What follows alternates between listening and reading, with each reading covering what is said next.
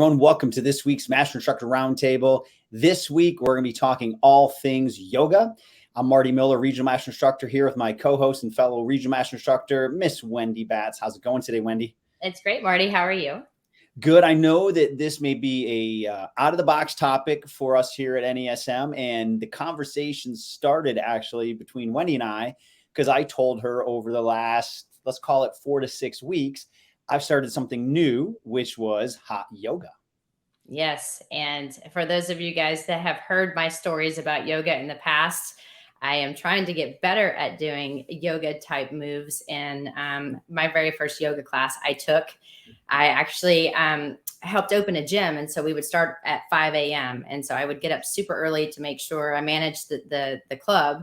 And I had to make sure that, you know, everything was open and ready to go for the people that were scheduled to come in at 5. So I didn't sleep very much at this time.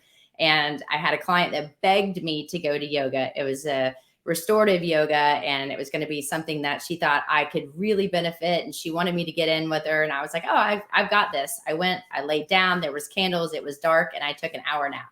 They let me sleep the whole hour. So yeah, that's me in yoga. Now I've gotten better in my old age, where now I understand the importance. You stay awake?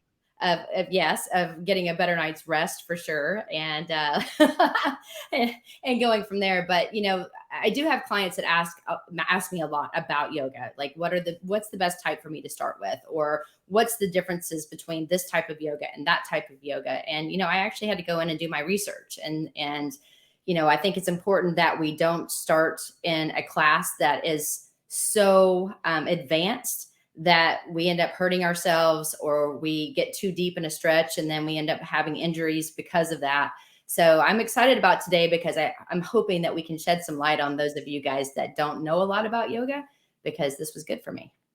Yeah, and I'll be honest, even though I've been doing it for, let's call it 5 weeks now, I'm still learning about the different forms of yoga. And I think the most important thing is make sure you hydrate, especially if you're going to do the warm yoga. You may not want to do a warm or a hot yoga right off the bat, you know, depending on how you tolerate those type of things. But every instructor that I've had is great. They are there early. They would love for you to introduce yourself and give them your experience with yoga, or stay after the class. So I have found, I've had at least 8 to 10 different instructors. Now I found that the community is very much into bringing people in, making them feel comfortable, and, you know, giving some feedback. So I think it's a great thing to add, just like anything else. If you're going to start anything new for the first time, take it slowly, think about it, and try to find somebody that can guide you through the path. And then Wendy and I will talk about how this fits into the OPT model.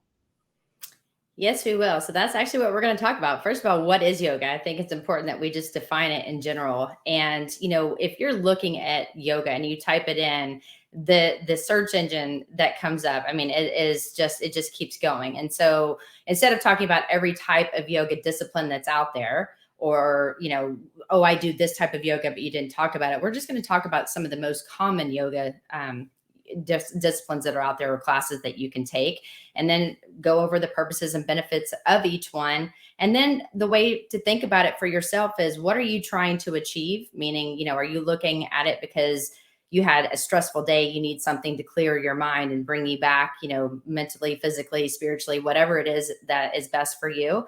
But then also think of that in terms of your clients. You know, what is their schedule like? Or, you know, if I have a client that is so immobile that we have really been trying to open up his hips and try to get him deeper and doing different types of positions.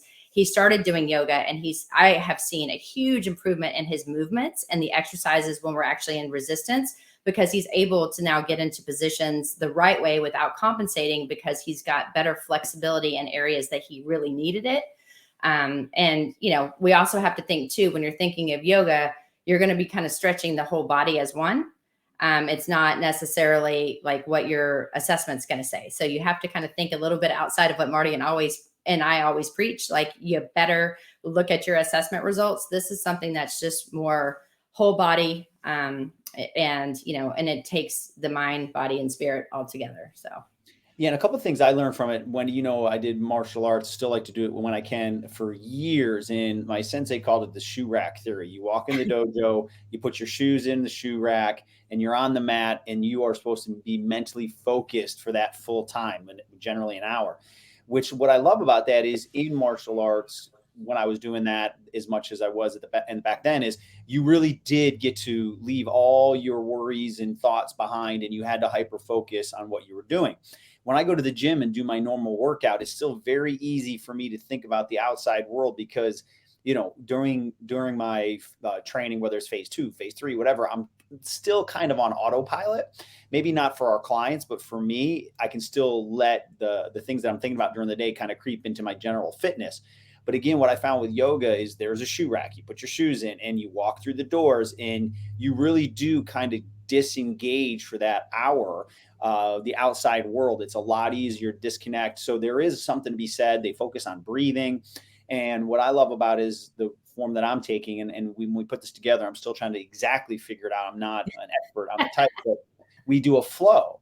So it starts to beginning movement patterns where they give you 4 or 5 movement patterns in a row to do. So now we could talk about that neuromuscular activity, that coordination. So there's a lot to it when you really put your NASM OPT mindset to it and watch what's going on in these classes. I think it's great. And I think everyone should at least try a couple, because you don't want to make it sound like you're against any of these. You just have to understand what it is, how to implement it into it. It's not going to be the only thing I ever do, but now I know where I can put it into my program and the benefits of it.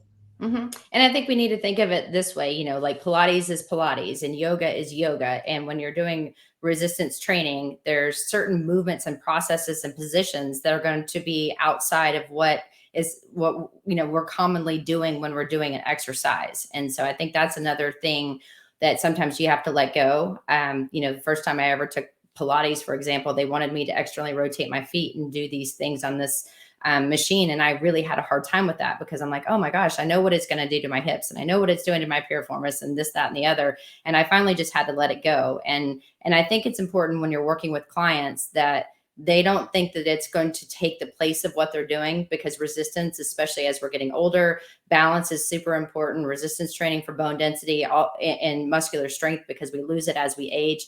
That is something separate. So this is something that you can help them integrate into their schedule if it allows. But I have seen the people that have done yoga once a week, when they come into me, their body positioning and the way that they're able to get into certain movements that they couldn't before has really, really been beneficial for me as a trainer, but then also for them to on the execution side. Yeah, no, I totally agree. I think it's a great tool. And just like anything else, I always like to try things at least once so I can get a handle on what my clients are going through. So I'm looking forward to going through all these different types with you. Yes. And so let's talk about what yoga is. I mean, it's just a group of physical, mental, and spiritual practices or disciplines, depending on who you're talking to, with, that basically originated in ancient India. So the purpose that we're talking about is to control and still the mind. I have a really hard time with that. That's why yoga, it would be very beneficial for me to do more often than I do. But it's also recognizing and detach your witness consciousness, untouched with the mind and the suffering and everything that you're doing. Like Marty, you were talking about, your mind is always going 20 miles an hour. And I'm already 3 steps ahead before I've even completed the task that I need to be doing then. So this is really challenging for me because I have to let things go versus looking at the time like, oh my goodness, I need to hurry up because I have to do this. I need to be here. I have a call at this time. So, I think it's important when we're thinking about what yoga is, how can this help you? That's how I think it's important when we defined it. It's really talking about stilling your mind, putting yourself in this one space that's really truly about you, your breath, and your movement. And so, when you're looking at the definition, there you go. But you're practicing to move your body in order to become more flexible, but you're improving your breathing, you're relaxing your mind. So it really is something that's going to translate into what we need daily. And I think it's a good hour or so to do for sure. Yeah, and you'll find, the phrase flexible is in there, and that's a big part of yoga. But when you look at some of these types or the people that, just like in fitness, people kind of hijack, make things a little bit their own. there's times where we're doing high planks and side planks and all these other positions. You're doing isometric holds. You're going to get some strengthening in there for sure. By no means is it going to take away everything you would need to do in phase 2 through 5, but there's going to be some correlation to some of the core activation and stabilization endurance positions. So, that's where I highly recommend trying it out. And then now there's a couple poses that I use in my regular workout as part of my warm up. So it's just another great way to put tools in your toolbox. And it's really great for balance too. Especially when you get into some of those poses. I'm like, I got this. And then all of a sudden I fall over or I don't, But, when you're thinking about when we talked about this in the beginning, again, guys, there are so many different types of yoga that are out there, but these are the most common. So Hatha is the one that's basically and we're going to talk about each one more specifically, but that's kind of the one that originated. And some of these forms are based off of that practice. And so you've got Iyengar, you've got Vinyasa, Bikram, Ashtanga. I always say that wrong, and Restorative. And so we're going to just talk a little bit about what the differences are, how to get into some of these positions and the purpose of each one. So as we go through, and if you're not watching the PowerPoint, but listening, think about which one might be beneficial for you, or maybe even some of your clients. Agreed. So Hatha yoga, and again, as I go through it, I think I've dabbled a little bit with some of these, but this is kind of an umbrella term for all physical postures of yoga. This is great for beginners, pace slower than other yoga styles. And there are some yoga styles now that are flow. And I did a class actually that had some light dumbbells in there. So they are adapting to, some more modern mindsets with even like more of a high intensity. But this is that classic approach to breathing and exercises. Great entry point for anybody that's a beginner. And, as much as I've been exercising my whole life, it is nice to focus on that breathing, right? So they'll do that at the very beginning. They'll help you set your breathing even at the end, and they'll remind you. And that's something I think we need to do as personal trainers, fitness professionals, is always focus on that deep diaphragmatic breathing as well. So it just helps reinforce that. Indeed. When you're talking about Iyengar yoga here, you're going to see who it's founded by. We've got BKS Iyengar, and there's a big story and history behind him that I actually found pretty interesting, but I will let you guys dig a little deeper if that's something that you want to look into. But it focuses on alignment, which again, a huge fan of here, as well as the detailed and precise movements. So think about what we do as trainers. That is basically the definition of what we should be doing. And so here, again, as Marty said, we're really controlling the variety of postures that they give you while breathing. And so they kind of teach you when to breathe in, when to breathe out. These poses, though, what's a little bit different is these are held for a longer time while you're adjusting. So think about, again, what we do, and especially phase 1, we're doing time under tension of 4-2-1 type tempo. So we're holding these for longer periods of time in the beginning of the model in relation to where we are in power, where we move quickly and explosively. But here we're really thinking too, there's a lot of different props. So it's going to help you with different forms. It's going to help people go deeper into some of these positions in a safer manner. And again, I want to stress the word safer manner, because the thing is sometimes yoga teachers don't know what your flexibility is.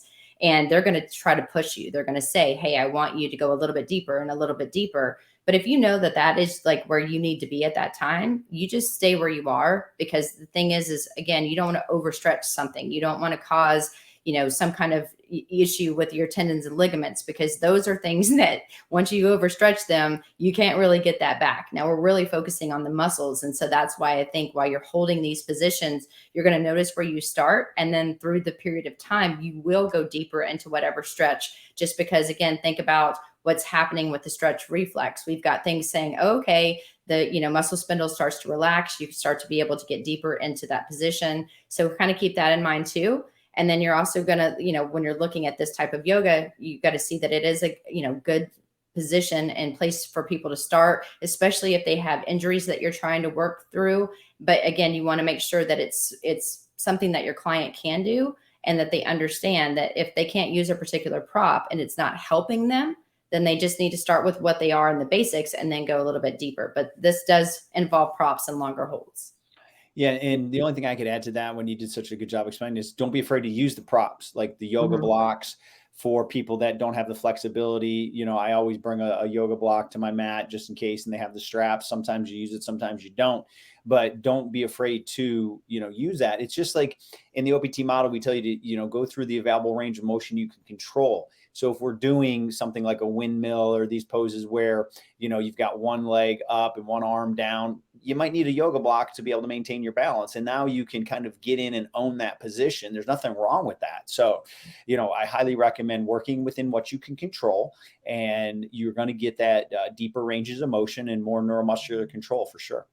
Yes. And today on the Master Instructor Roundtable, Marty Miller and myself, Wendy Batts, are talking about the different types of yoga and, everything you need to know about each one of the most common ones we're going to be discussing, but then also trying to see, does one resonate with you? Maybe something that you didn't think about that maybe you should try. And, when you do sign up for yoga class, make sure you find out what type of yoga class it is, because as you can see, there are some that are going to be more challenging and some that are going to be maybe where you need to start if you're not familiar with yoga. Yep. And they may go by different names based on the facility you're at. So don't be afraid to ask, well, what style was this class based off of? Mm-hmm. So Vinyasa. So this is a term that I've heard a lot of. This is, I think, one of the more common ones that are out there. So it means to place in a special way, in this case, the yoga postures. It's considered an athletic style of yoga. So this was adopted, from the Ashtanga yoga in the late 1980s. Many types of this yoga can be considered vinyasa flows. This is what I'm doing, where they give you a sequence of things to do. They start out slow, then you start to move through them at a quicker pace, not a fast pace, but you're allowed to go at your own pace. So this ties back to the Ashtanga, or you'll hear now power yoga and prana. So this is where, if you hear some of the other terminology, just ask what the class is based off of. So how would you practice this? So the movement is coordinated with your breath and movement to flow from one posture or pose to another. So this is what I like about the sequencing. You're getting people to have movement patterning, which is key. And that's what we're trying to do in the OPT model. We're not just doing a muscle, we're doing movements. So this does help do that coordination neuromuscularly as you go through it.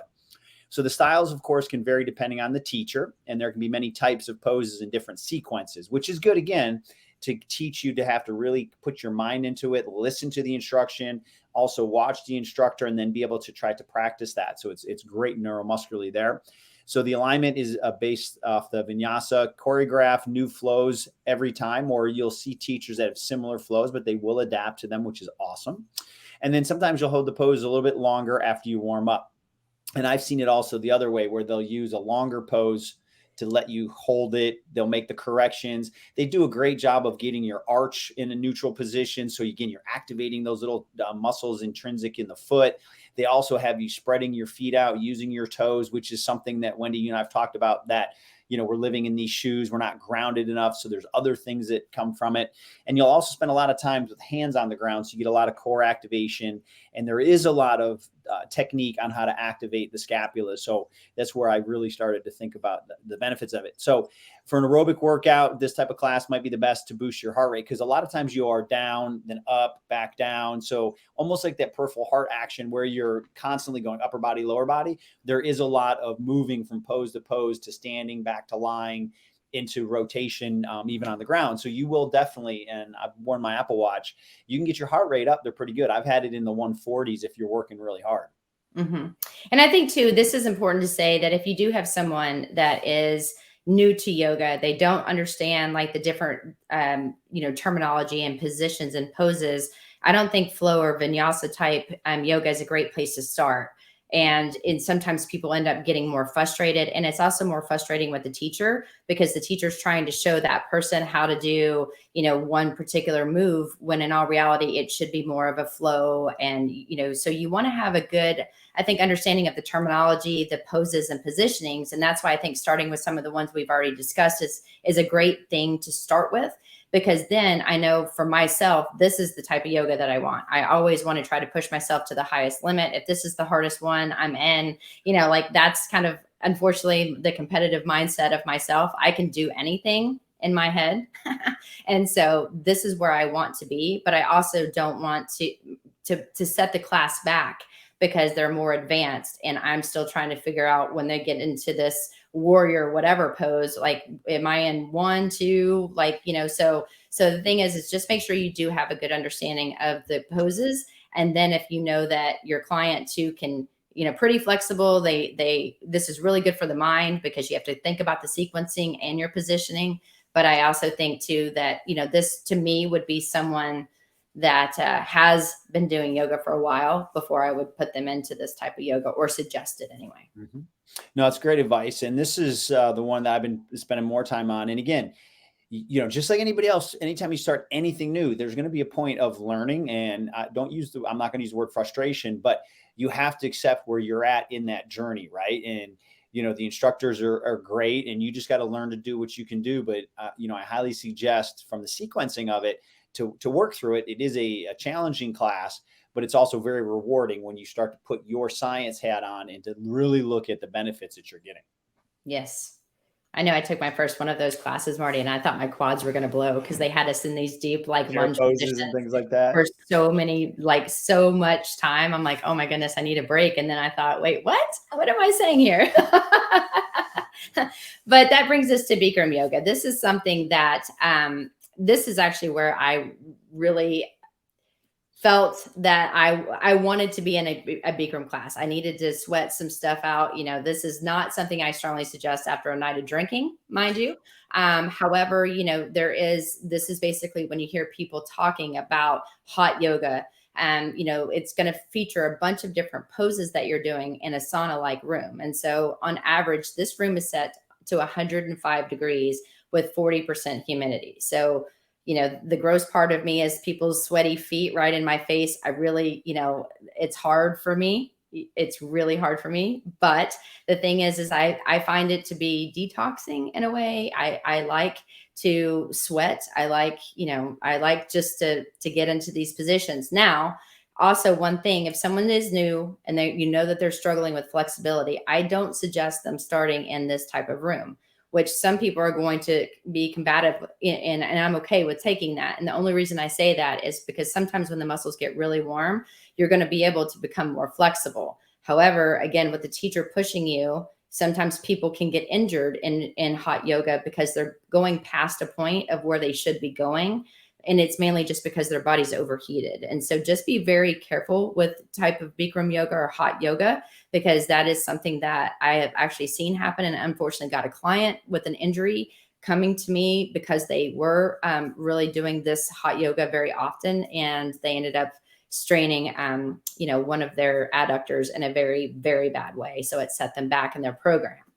Yeah. And to add to that, on the flip side of that, this could also happen is, especially if you rolled in after a night of drinking, most people are dehydrated, right? Mm-hmm. So if you're going to roll out to an early morning hot yoga class, and the yoga's, I think generally hot yoga is considered 90 and above, especially if you are a sweater and you have not hydrated appropriately, especially if it's earlier in the day, right? We all wake up dehydrated. That's why Wendy knows my routine, what I do first thing in the morning. Is you can also strain a muscle if you're dehydrated, right? You're starting to be aggressive and you're pushing and your muscles dehydrated, because you sweated, aggressively for the last 40 minutes. So on both ends, be careful, but know that you have to hydrate differently if you're going to spend an hour in a room 90 to 105 degrees, right? So, that's something I really would hope you focus on. You've got to bring your fluids with you, but at that point, you're not rehydrating, you're just slowing down the dehydration. So you better go in hydrated for sure.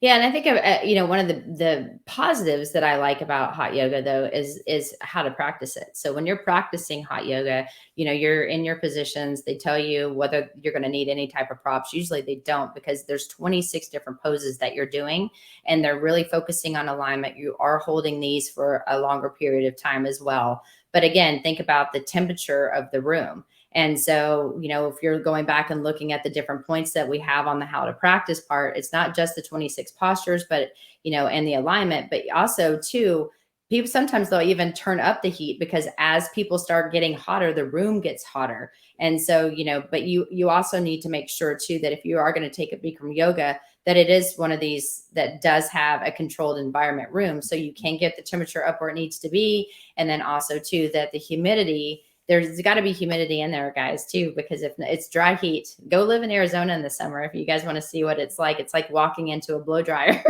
So you also want to think that through as well. Right.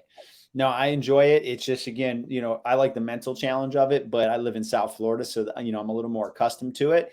But just be prepared, and that's okay if it's a little difficult at first, but just have the mental mindset that you're going to be fine, but hydrate. And, if you have to walk out of the class, that's fine as well. So then we move into, hopefully I'll say this right, Ashtanga yoga. Ashtanga. So Ashtanga.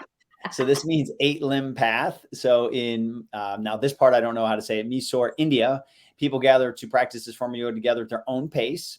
So if you see this type of yoga, it's expected of you to know the series. So I'm going back to my martial arts, like our sequences that we would have to know. So Vinyasa yoga stems from Ashtanga as the flowing style linking breathing to the movement. And then how would you practice this? It involves a very physically demanding sequence of postures. So there's these transitions again from one posture to another. Definitely not for beginners if you don't know this sequencing. Great once you do, though, of course, as we talked about the benefits. Starts with the 5 sun salutation A's, 5 sun salutation B's, and then moves into a series of standing and floor postures. So I know that they're throwing this into the yoga that I'm doing because I've heard the sun salutations, all that. I do not have them memorized yet, but that's why I go and the instructor guides me through. Yes. I mean, first time I did it, they're like, oh my goodness. Like I was like, am I doing this right? So, I mean, I'm sitting there staring at the teacher and she's laughing because she knows, like I told her in the very beginning, like, hey, I'm new to yoga, but you have to understand I'm very specific of my posture. So if it's not right, I want you to correct me. And so the halftime, she just ended up teaching the class close to me because she knows that I wanted it to be perfect. So, if you are someone like me, very type A that wants to be really good at something, let the teacher know, because then it actually becomes fun for her because they know that you are invested. And I think that's just it. If you're going to go in 100% invested, this type of yoga is definitely not for me right now, because I would not know the different postures and poses that I would need without setting the class back. Even though I feel like, oh, you think it's a challenge? Can I do it? I probably could, but it wouldn't be fair to the people that are going in for, different purposes. Right. And then the other one here we go is this is nice at the end of the day type of thing. Maybe right before you want to relax, go to sleep. The restorative yoga. So this focuses on winding down after your day, relaxing your mind, definitely focuses on that relaxation, helps to cleanse and free your mind. I've seen at the all end of my classes, they throw in some of this, which is nice. You've worked out for 50 some minutes, and then they give you that time to focus on your breathing, setting your intentions for the rest of the day. So they even blend some of that in, and you can always just even carve out 5 minutes of this in your own schedule once you learn these techniques, just to kind of disconnect. Wendy, you and I've talked a lot about recovery and breathing and letting the mind settle. So you can steal some of this and put it in your own practice at home or wherever. So you're going to spend time in fewer postures throughout the class. Many of these poses are modified to be easier and relaxing.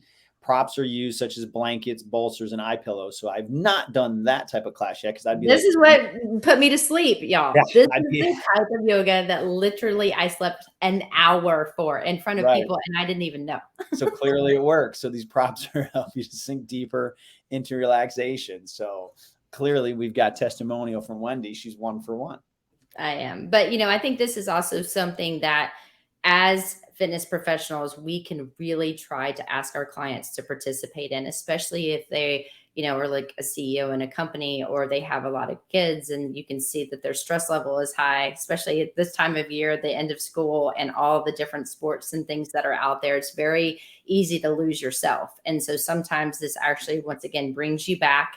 It allows you to take a break. And if you watch, wear anything like the Aura Ring or a Whoop or something, you can see, how did you sleep the night before? How relaxed are you? What is your blood, your HRV, and what are all the statistics and stuff? If you notice that you're on the high end, or your clients are talking about that and you notice they're on a high end, this is something that I think if you can suggest someone find a class that's like this, can be very, very beneficial, because it really does put you into a deeper, you're there for an hour. So they're doing everything they can to get you to relax, and can't have your phone with you either.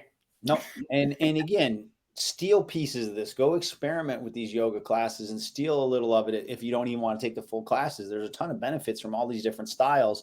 And maybe you learn some of these techniques that you can just do at home and, depending what type of workout you want. But there's nothing wrong with being able to keep your mind calm midday or towards the end of the day. It's a great reset. Yes. Brings me back to the Free Your Mind song. So those of you guys that were born around my era will know exactly what you're talking about. But anyway, I think, it's important for you to decide which is best for you. And Marty and I have always said, what's your purpose? What's your why? I think that's important when you're really thinking about yoga, or you're thinking about yoga to help your clients. Are you doing it for flexibility? What's your experience level? Again, we talked about, if you're doing Ashtanga, you need to really know what you're doing versus if you're doing Hatha or, some kind of restorative type yoga. It really should be about mindfulness and relaxation. And then, when you get to the point where you can do more Vinyasa flows, or you can do the Ashtanga where it's more challenging and you want more of an aerobic type of yoga and workout, then great. But again, you need to have a foundation and a basis, just like you do with the OPT model. You have to find, a very good base of support for you to be successful in the balance positions and the holds, as well as maintaining that time under tension in some of the positions they put you in. Yeah, and yoga's been around for a few thousand years. It's not going anywhere. So you might as well dive in, study it a little bit, whether you want to start taking it once or twice a week like I have, or just have that little experimentation with it so you have a better understanding, whatever it is. But it's something that your clients are going to speak to at some point probably, or have asked about already.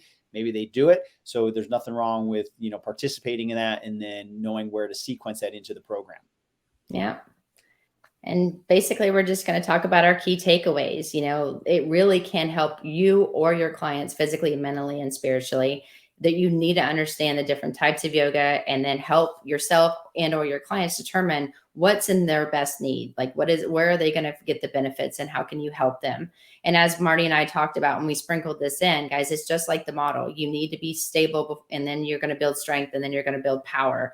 And so in order, you don't want to dive into the hardest one first, because you're not going to get the benefits of what that class could offer, rather than getting good, understanding of the poses and positioning in order to get yourself into more of those flow and challenging movements. And the biggest thing too is have fun, try something different, and maybe introduce this to the client to get them re-excited about their program, because this shouldn't it's not taking away from what you're doing. If you're not a yoga instructor, I am far from a yoga instructor. I am asking clients like, hey, over the weekend, try to take a class. And they usually come back and they're very happy that they did. And then they start to get invested. And then they really want to do it on their own, because they can see how it translates into what I'm having them do in their program. Yeah, no, I agree 100%. And a challenge, I said at the beginning, I'm gonna challenge you guys to take a class and put your mind to it and see what you think about it from just an experience standpoint, but then also put your NASM hat on and see the benefits, because there's plenty of them. Well, as always, guys, if you have any questions, comments, concerns, or you just want Marty and I to talk about some topics, because we have been getting a lot of emails lately. And so in some of the very future episodes, we are going to be answering some of your questions on a live podcast that we're doing on the Master Instructor Roundtable. Please feel free to contact myself or Marty.